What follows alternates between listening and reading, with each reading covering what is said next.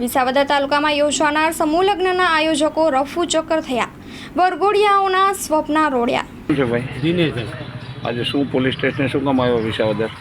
વિસાવદર અમારે સમૂહ લગ્ન ગોઠવા હતા, ઈંડા ખાઈ ત્યાં સમૂહ લગ્નનું આયોજન કરેલું હતું અને અહીં ઈંડા ખાઈથી અહીં વિસાવદર એને ઓફિસ ખોલે, બરાબર?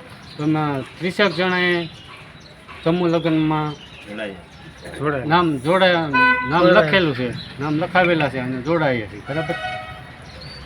તો હવે શું પ્રશ્ન આવ્યો છે? હવે પ્રશ્ન એ છે કે અત્યારે 4 દિવસ સાડા રહ્યા છે લગ્નના, બરાબર? અત્યારે રસોડાનું લગ્નનું જે કંઈ વસ્તુ લેવાની હતી બધી લેવાઈ ગઈ, બરાબર? અને પછી અત્યારે અમારે શું કરવું, એ લોકોએ અત્યારે ઓફિસ બંધ કરી દીધી અને ફોન એનો સ્વિચ ઓફ કરી દીધો। એટલે આવી રીતે જે ફ્રોડ કરે છે તે પહેલાં એને કંઈક કરેલું છે, ભલે જે કાંઈ લોકોએ કરેલું હોય તો અત્યારે અમારે શું સમજવાનું?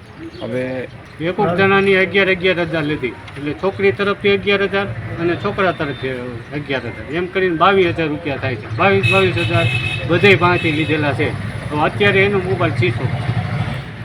એના માટે તમે વિસાવદર પોલીસ સ્ટેશને આવ્યા છો ને? હા, એટલા માટે અમે વિસાવદર પોલીસ સ્ટેશન માનના કાંતાબેન કયું ગામ? પિયાવા।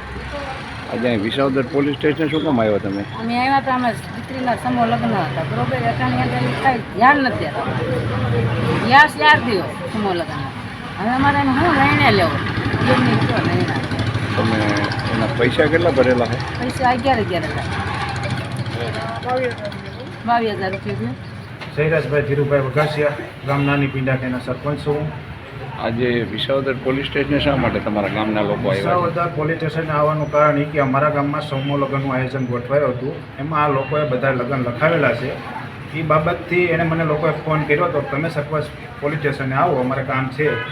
અહીંયા આવતા એવી જાણ કરવામાં આવી છે કે સમૂહ લગ્નને બંધ રહ્યા છે, કે આ લોકોને કાલે બધાને મેસેજ નાખ્યા છે કે આપણે આ 13/5 લગ્ન છે એ હવે 14/6 જ ગયા છે લગ્ન, એના હિસાબે બંધ રાખવા બાબતથી આ લોકો આવ્યા ને ઓફિસે ત્યાં ગયા છે, તો ઓફિસ બંધ છે, એ લોકોનો ફોન સ્વિચ ઓફ છે।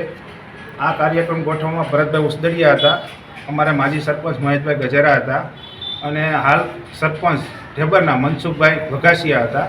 એ આ લોકો આયોજન લઈને આવ્યા હતા અને અમારા ગામમાં આયોજન ગોઠવેલું હતું। બાકી તો આપણે આ બાબતથી કંઈ ખબર નહોતી, પણ આ લોકોનો ફોન આવ્યો એટલે અહીં આવવામાં આવ્યું। એટલે એ લોકોને મેં કીધું કે સ્વેચ્છાવી રીતે સાહેબ, જો તમને આ કોઈ લોકો જવાબ ન આપતા હોય તો તમે અરજી આપી દો।